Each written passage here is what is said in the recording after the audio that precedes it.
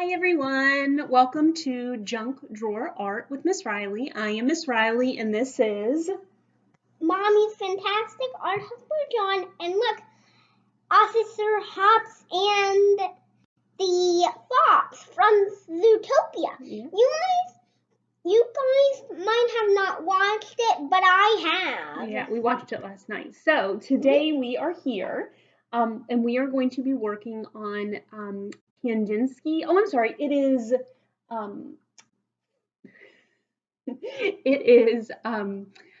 Fun Friday. So we are doing a fun piece of art with chalk. If you want to, you can go and start drawing with your chalk, buddy, and I'll kind of tell him about it, okay? John has his egg chalk. I got it for Easter. Yeah. So today we are going to be doing Kandinsky-inspired glue resist. That's a lot of big words. I'm going to talk about it. So the idea for this project, I do this with kindergartners. It is from the artist Vasily Kandinsky. You should be able to see his work up now. He was a Russian abstract painter. I believe in the early 1900s. He believed that a lot of people called him the father of abstract art. He believed that art should be a really introspective process. You should be looking inside yourself in a minute and thinking about yourself. Do some different colors around here. And he called it his inner necessity, and that it was central to creating his work. A lot of people called him an artist philosopher.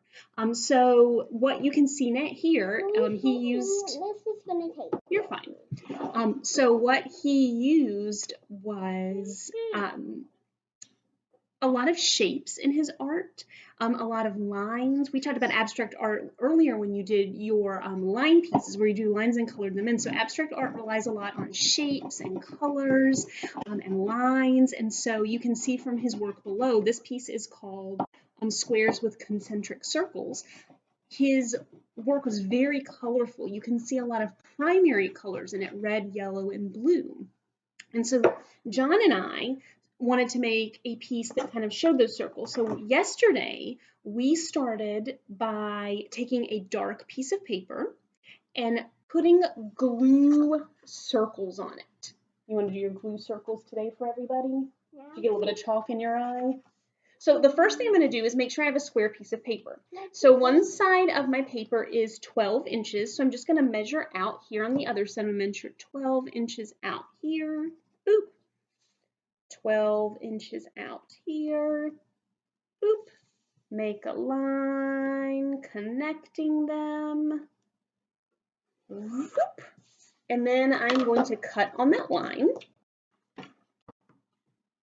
How can you see the whole line? I know it's really light. Luckily, paper or pencil kind of bounces the light off of it so I can see it. So now we have our square paper.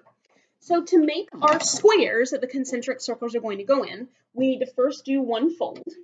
So I'm going to fold it. I say fold it like a makes it look like a hot dog. A hot dog bun. So you have one fold. I'm going to open it back up. That is a book. It does look like a little book, and I'm going to fold it the other way.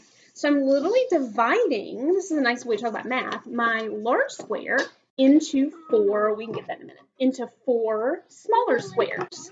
So what John is going to do next is he is going to take this glue and we're going to make some circles. You ready for me to show you how to do it? This is real. It's going to be pretty hard, but it's going to be fun. All right, so watch.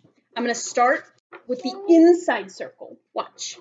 And I'm going to do 3 circles. I found is the magic number. So I'm going to do 1, squeezing and holding it up a little bit because you want the glue to be thick.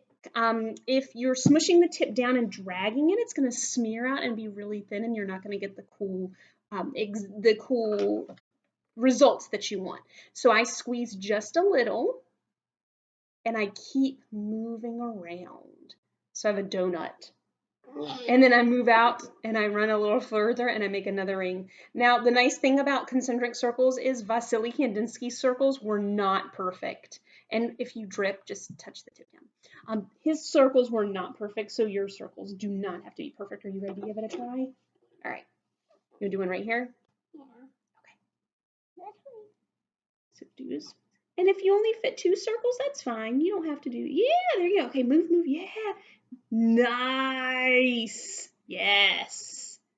Good. Okay, now pick up and make a bigger circle around it. Oh, you're filling in the empty spots? Cool. All right, now make a bigger circle around it, like a donut. You can squeeze a little bit harder. Ooh, there you go. Oh. You need to look. I want it to look perfect. Oh, it doesn't have to look perfect. Art isn't perfect. And go ahead and make another ring. And what John and I did yesterday when we made these circles, when I helped to make the circles on the blue paper, we had to let it dry overnight. So this is something that you will have to let dry. Look at that. You want me to show them your circle? Nice. So even, how old are you? 5. Even 5-year-olds can make these really cool glue circles. So we let this sit overnight. We let it dry.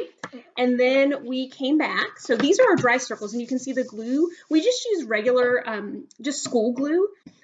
It becomes translucent and you can see through it. And this is where that term resist comes in because the glue is shiny.